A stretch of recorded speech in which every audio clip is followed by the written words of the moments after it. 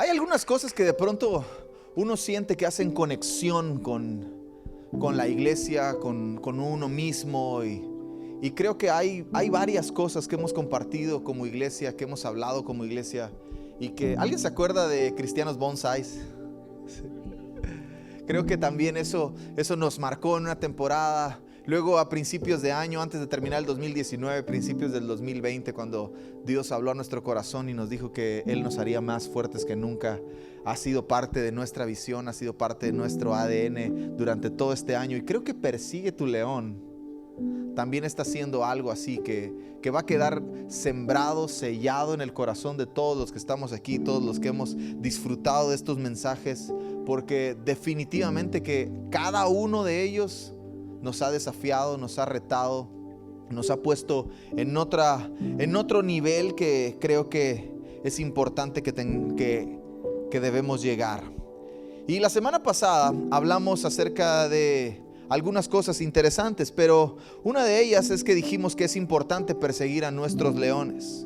Ya sea un sueño o una lucha, hay que perseguirlo. Di conmigo, ya sea un sueño o una lucha, hay que perseguirlo. Ya sea un sueño del tamaño de no sé qué o una lucha con la que te has enfrentado y a lo mejor de la que has huido por un buen rato, hay que perseguirlo. Pero yo también estoy convencido de esto: perseguir no es para todos. Dilo conmigo, perseguir no es para todos. Perseguir no es para todos. La semana pasada vimos que perseguir a nuestros leones, perseguir ya sea un sueño o una lucha, se debe hacer con la gente correcta. ¿Alguien ya encontró gente correcta junto a él? Voltea a ver al que está a tu lado. ¿Tiene cara de gente correcta? ¿Tiene cara de que te va a ayudar?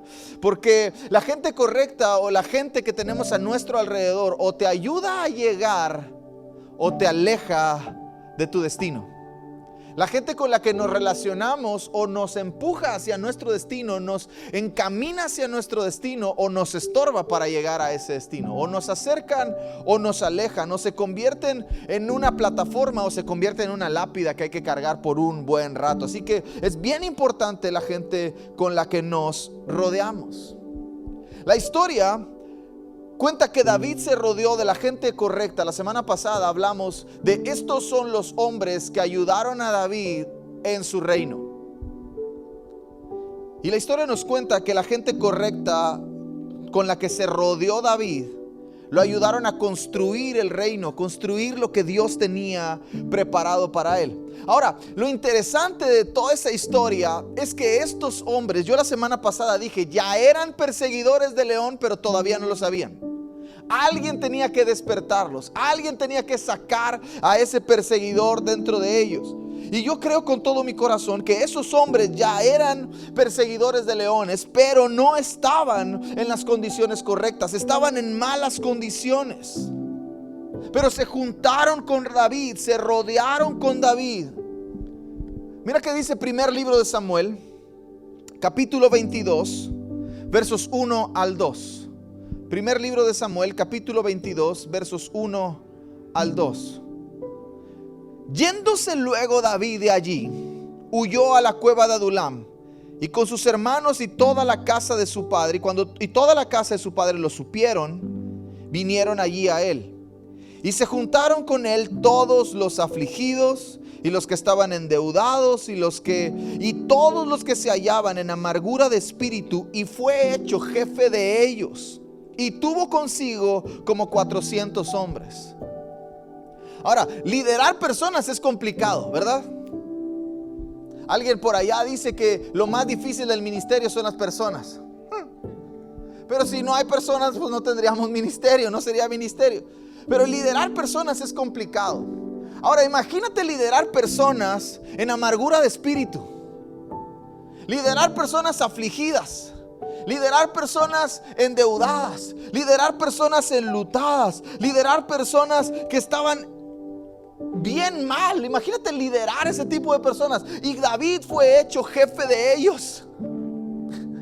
Ahora, a mí lo que me encanta es que si Dios nos rodea de personas como ese tipo de personas, en esas condiciones, es porque Dios sabe que hay algo dentro de nosotros que ellos necesitan.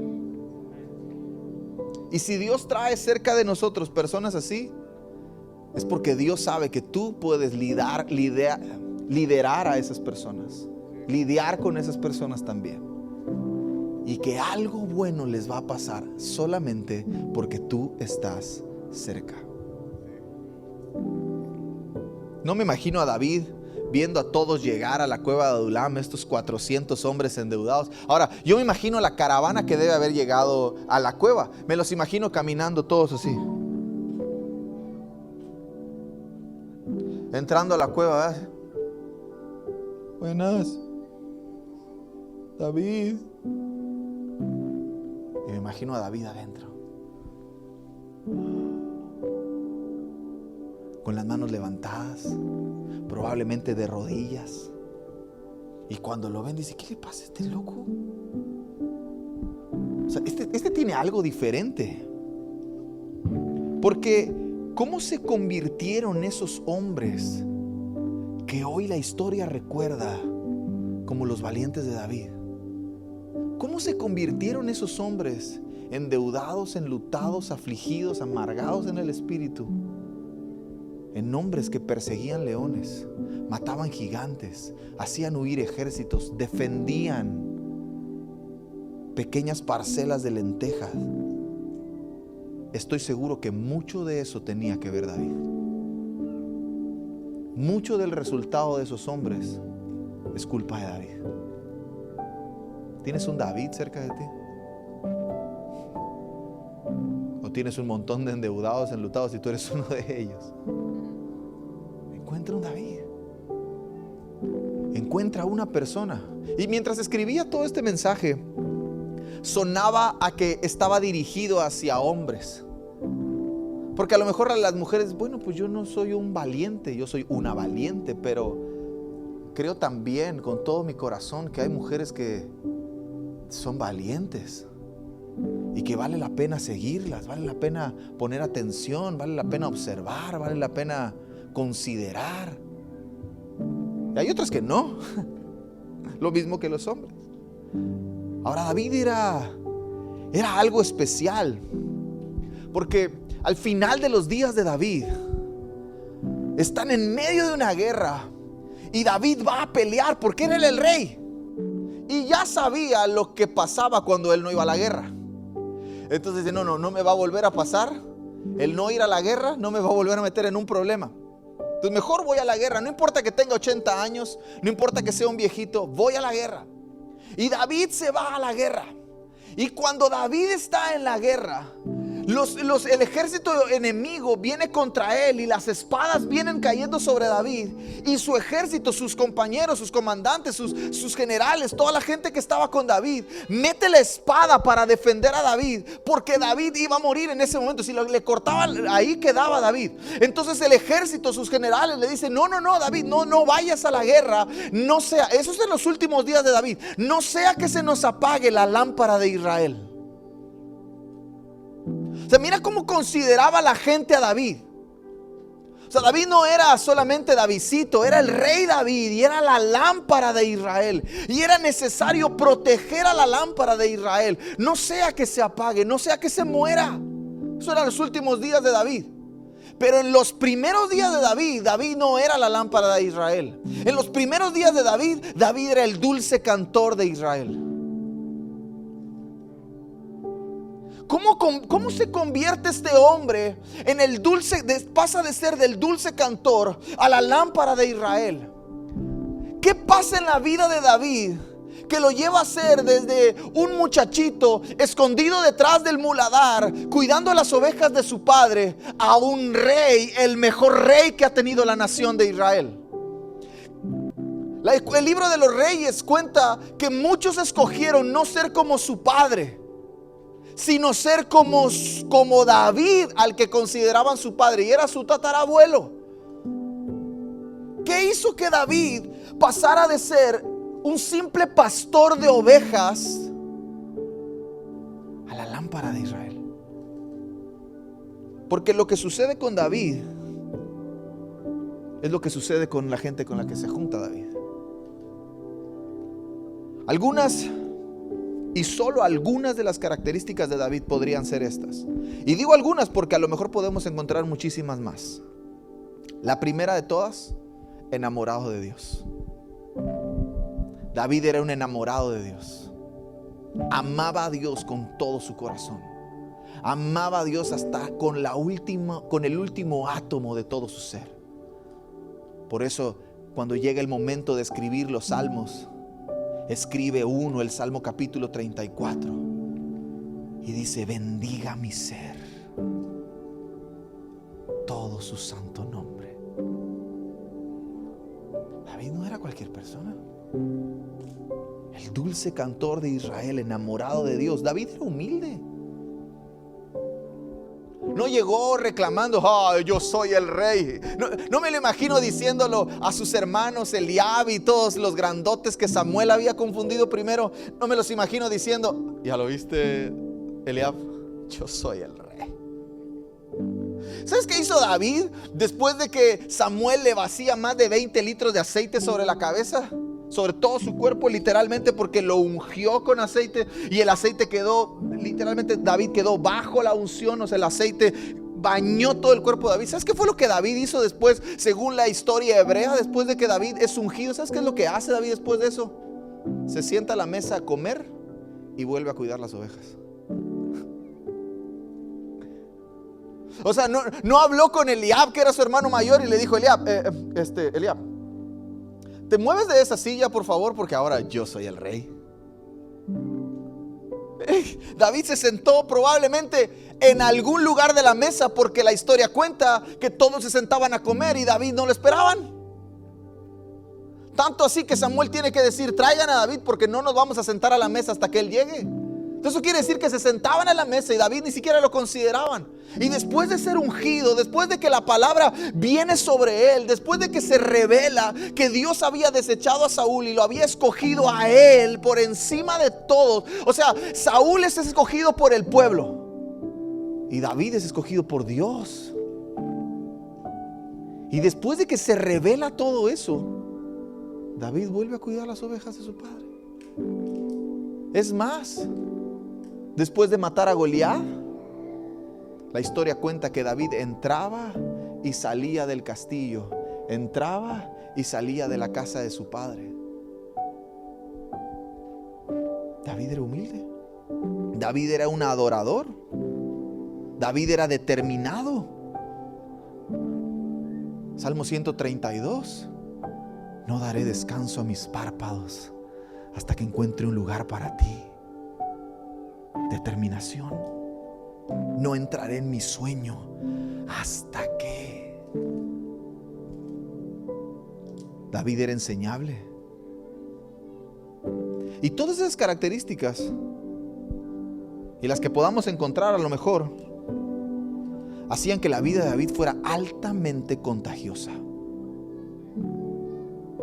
O sea, tanto que ya se había muerto y reyes posteriores quieren ser como él. Algunos ni lo conocieron, pero querían ser como David.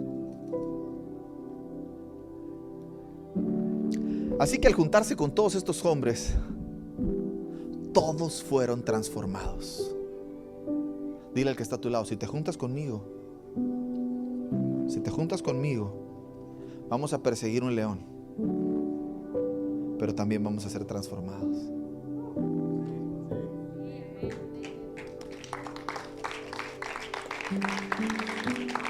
Ahora, no quiero que eso suene como que te estoy diciendo que ahora vas a ser tú la última Coca-Cola del desierto. O sea, que ahora sí, no estoy diciendo eso. Hablo de transformación como sinónimo de corrección. ¿Te acuerdas cómo llegaron? Ahorita vamos para allá. Porque hoy quiero compartirte algunas características que definen a un perseguidor de leones. Porque si perseguir no es para todos, entonces ¿para quién sí? ¿Quién califica dentro de todo este grupo de perseguir un león? ¿Quién califica? ¿Qué tipo de personas califican? Y si tú y yo leemos el capítulo 11 y el capítulo 12 del primer libro de Crónicas, que no lo voy a leer porque son un montón de versos, podrás encontrar, y si los lees con atención, vas a encontrarte las cualidades de las que yo te estoy hablando en este momento, las que quiero hablarte en este momento. Yo encontré seis características entre el capítulo 11 y el capítulo 12 del primer libro de Crónicas. No de David, sino de sus valientes. Encontré 6. Y al final de todo el mensaje quiero resumirlas en una sola cosa. ¿Está bien? Pero, ¿recuerdas cómo llegaron? Llegaron oprimidos, endeudados, enlutados, amargados, angustiados. Para mí lo peor de todo, sin futuro. Pero ahora, después de conocer a un hombre diferente, después de toparse con un perseguidor de leones, se convierten en valientes. Valientes. Puedes leer que había uno que se llamaba Eleazar. Puedes leer acerca de Sama, que literalmente defendió un pedazo de parcela de lentejas. ¿Quién daría su vida por un cacho de tierra de lentejas? Un valiente. Alguien que no huye. Ay, me hicieron el feo. Me voy. Ay, no me quiere hablar. Pues yo tampoco le hablo. Eso no es un perseguidor de leones. No huían. Entrenados, fuertes. Enfrentaban lo que tuvieran enfrente. 300 hombres vienen contra Eleazar y estaba él solo. 300 hombres, se para y se le pegan las espadas a la mano. Y dice la historia que ese día Dios les dio una gran victoria. Porque la fuerza de los valientes, la fuerza de los perseguidores de leones no está en ellos, sino está en Dios. Entrenados, usaban arcos, escudos, lanzas, piedras, lo que tuvieran en la mano, eran buenos para eso. Entrenados, tenían rostros de leones, eran determinados. Yo me imagino a los 300 filisteos corriendo contra Eleazar y viéndole la cara a Eleazar y diciendo: híjole, esto se va a poner, es uno, de lejos se veía uno que tenía las espadas así. Decían: es uno, ¿qué más va a poder hacer uno? Pero cuando se empezó a acercar el ejército filisteo hacia Eleazar, y Eleazar no se movía y el rostro parecía como el de un león parado ahí, y no me voy a mover, yo no me voy a rendir, no voy a abandonar, no voy a huir. Y cuando se fueron acercando todos, probablemente se dijeron: es uno, no pasa nada. Pero cuando Eleazar empezó a cortarle la cabeza a 10, a 20, a 30, 40, 50, te aseguro algo, el último tenía miedo de Eleazar. Determinados. ¿Ya comenzaste a caminar con Jesús? No lo abandones. ¿Ya tomaste la decisión de corregir tu vida? Da un paso más adelante. ¿Estás determinado a crecer en tu fe? Sigue adelante, no te rindas, porque los perseguidores de leones son determinados. Son ligeros como gacela. Eso me encanta, porque no se trata de ir saltando así. ¿Sabes qué significa para mí ser ligero como gacela? Que carga lo necesario. ¿Cuántas cosas estás cargando que ya no tendrías por qué cargarlas? Y que no te hacen ligero, te hacen pesado. Y estos eran ligeros como gacela. ¿A dónde vamos? A la guerra. ¿Qué necesito? Una espada. Todo lo que necesito. No necesito más. Soy ligero como una gacela, porque cargo lo necesario. Llevo conmigo lo necesario. Dice que se juntaron miles de las diferentes tribus para hacer un ejército con David. Y fue un ejército numeroso, dice el capítulo 12 del libro de Crónicas. Pero hubo una tribu que llevó solamente 200 hombres. Y era la tribu de Isaacar. Y la característica de estos muchachos es que eran entendidos en los tiempos. ¿Sabes qué significa entendidos en los tiempos? Obedientes. Porque de nada me sirve a mí saber cuándo va a llover si no estoy listo para sembrar. De nada me sirve a mí saber la instrucción si no estoy dispuesto a obedecerla. Entonces la tribu de Isaacar era entendida en los tiempos, pero su cualidad detrás de ser entendidos de los tiempos es que eran obedientes. Y dice que todos caminaban con ellos, porque la obediencia es contagiosa. Y por último, se convirtieron en hombres leales. Estaban comprometidos con David. No vayas a la guerra, no sea que se apague la lámpara de Israel. Déjanos morir a nosotros en tu lugar. Estaban comprometidos con David y estaban comprometidos con la visión de hacer rey a David. Ahora, si hay algo que Dios se encargó de formar en David, fue su carácter. Entonces David hizo lo mismo con los suyos. Pero ¿qué es lo que más forma el carácter? No son las palabras. Lo que más forma el carácter de una persona es el ejemplo.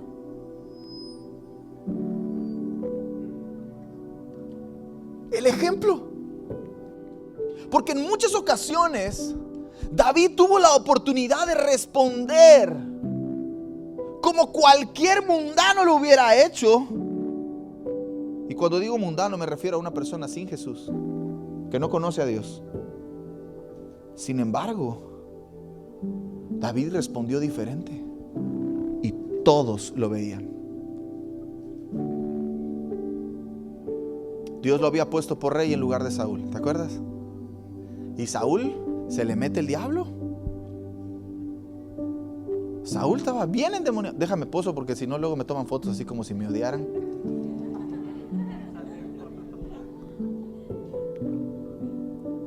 Saúl está persiguiendo a David. Había contratado 3,000 sicarios para perseguir a David. 3,000 hombres para perseguir a David, para matarlo. El único objetivo de esos 3,000 hombres era matar a David.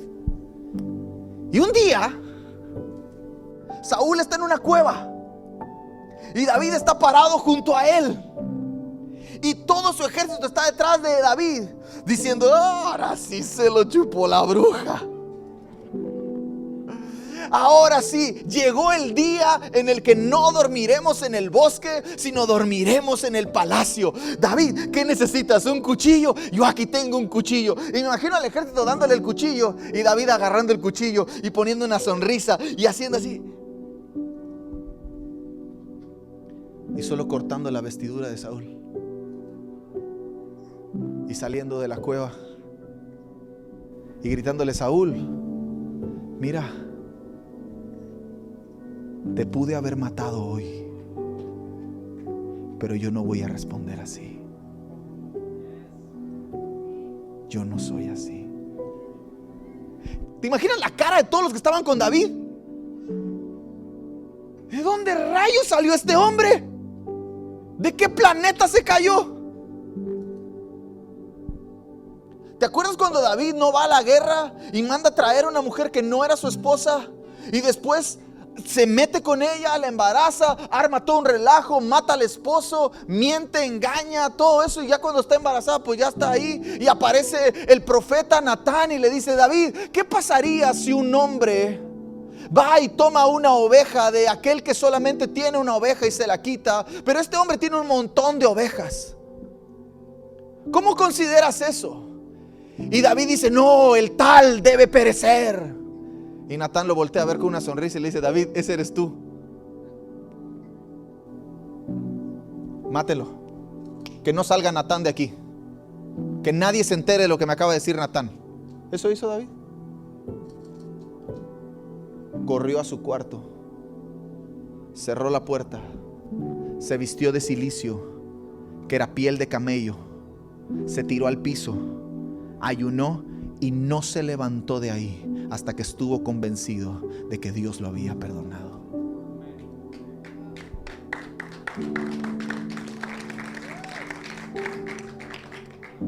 Y todos allá afuera, ¿qué hace David? ¿Qué hace? Es el rey. ¿Por qué tendría que escuchar la voz de este si él es el rey? Porque David no era cualquier persona. David ahora es rey.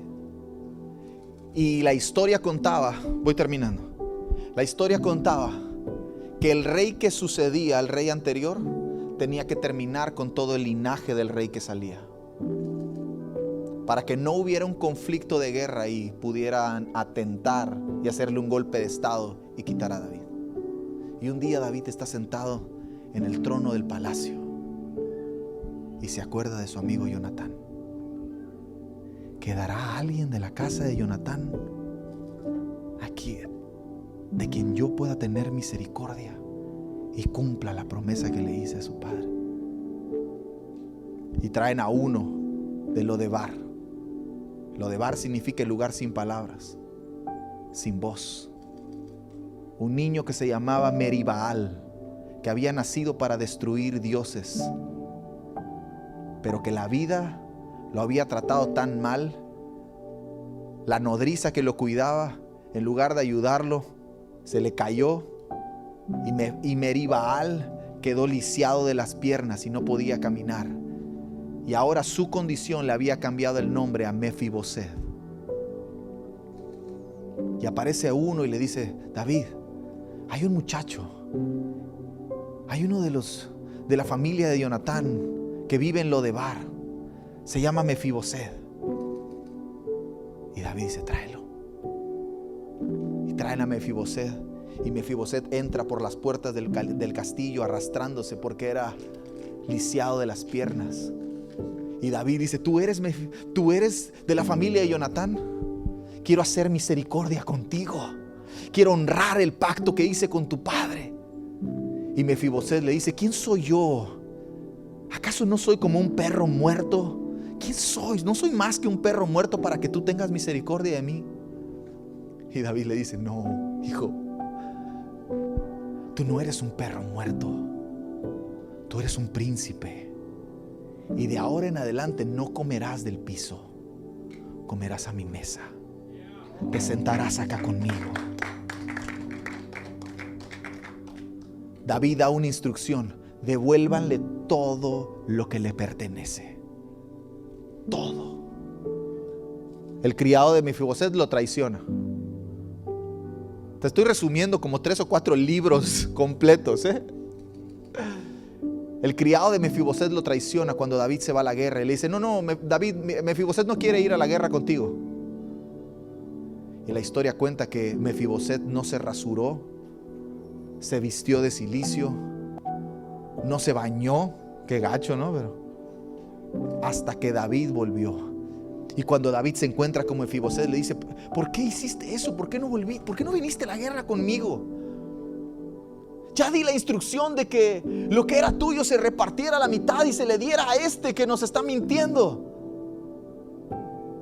Y Mefiboset le dice: rey, a mí no me importan las tierras. A mí no me importa nada. A mí lo único que me importa es que tú estás de vuelta.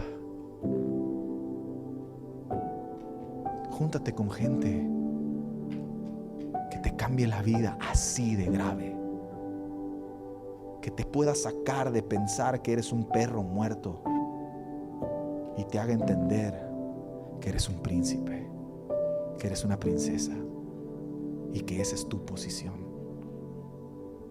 David no era cualquier persona. Y por último, ayúdame, Charlie, con sus hijos rebelándose. Van caminando David y su ejército, algunos de los valientes van caminando y de pronto les empiezan a caer piedras de un lado. ¡Pa, pa! Y todos: ¿qué onda? ¿Qué onda? Y se ve a lo lejos uno de los hijos de David lanzándole piedras. Y agarra a uno de los generales y saca la espada. Él dice: rey, le corto la cabeza. Y David le dice: no, déjalo. ¿qué tal si lo que está diciendo viene de parte de Dios? Déjalo.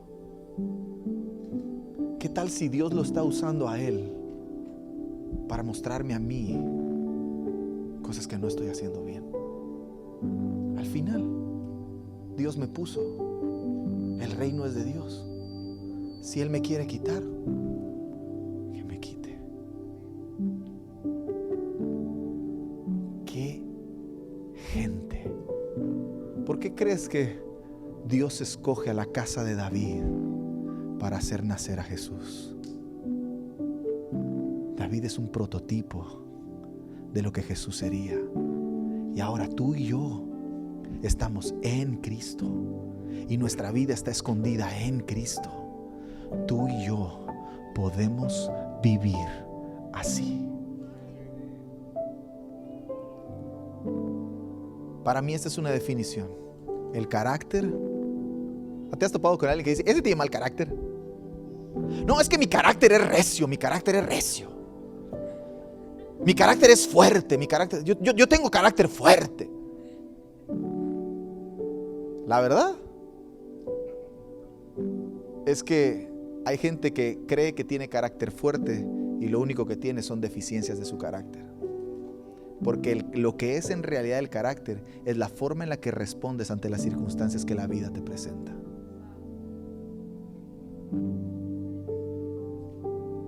Carácter no es otra cosa que cómo respondes ante la vida.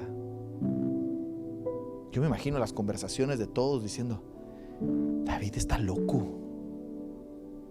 O sea, está loco. Ya viviríamos en el castillo. Diciéndose el uno al otro, ¿cuándo fue la última vez que tomaste agua fría? Pues quién sabe. Ya tendríamos, no solamente tendríamos agua fría, tendríamos uvas, sandías, piñas, tendríamos gente que nos abanique. Ya viviríamos en el castillo. Pero David no quiere tocar a Saúl. David no quiere ponerse. David no quiere responder como cualquier persona. David está en otro nivel. Entonces, todas las cualidades que encontramos en estos valientes son el resultado de la formación del carácter. Cualquiera de ellos hizo más hazañas que David. David solo mató a un gigante. Y la historia cuenta que de sus hombres había algunos que mataban de a 2 o 3 por persona.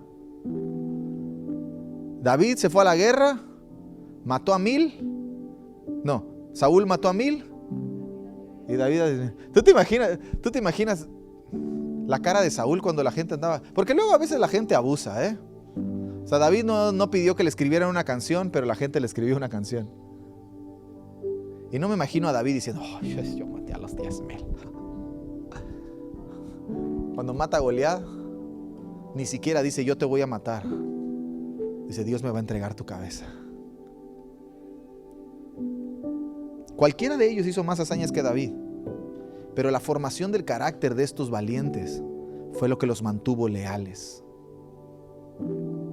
Fue lo que los mantuvo cerca, comprometidos con David y con la visión.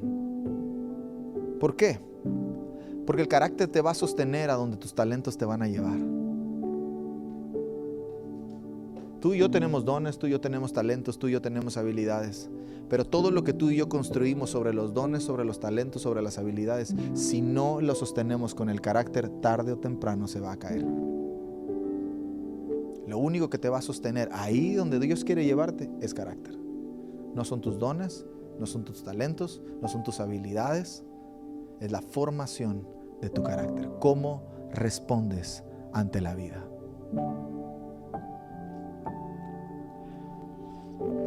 ¿Cómo está tu carácter? Ay, tengo carácter fuerte, yo estoy bien. A mí se me hace que el que piensa que está bien es el que más debería de examinarse. Personalmente pienso eso.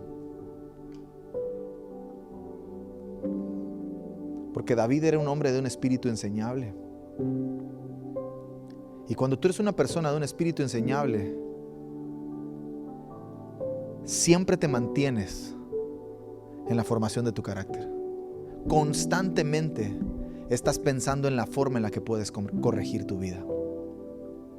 Si tú eres de un espíritu enseñable, constantemente estás pensando de qué manera puedo mejorar, de qué manera puedo cambiar, de qué manera puedo quitarme esas cosas que me están separando de la gente, de qué manera puedo corregir mi vida, de qué manera puedo relacionarme mejor, de qué manera puedo orar mejor, de qué manera puedo participar mejor, de qué manera puedo ser mejor persona. El de un espíritu enseñable constantemente está haciéndose esas preguntas. ¿De qué manera puedo mejorar? Constantemente está en la mejora de su carácter, en la formación de su carácter. ¿Por qué? Porque siempre habrá algo que corregir. Siempre. Y si tú no tienes nada que corregir, algo pasó, porque esta cosa termina hasta que tú y yo seamos hasta la estatura del varón perfecto, que es Cristo Jesús. A la medida de la estatura del varón perfecto. Y si tú eres perfecto y sigues aquí, algo mal está. Hay algo raro aquí. O todos nos quedamos porque mientras tú y yo estamos en este cuerpo vendido al pecado, tú y yo todo el tiempo estamos en el proceso de corregir algo. Y también estamos en el proceso de que siempre hay algo que aprender. Siempre hay algo que aprender.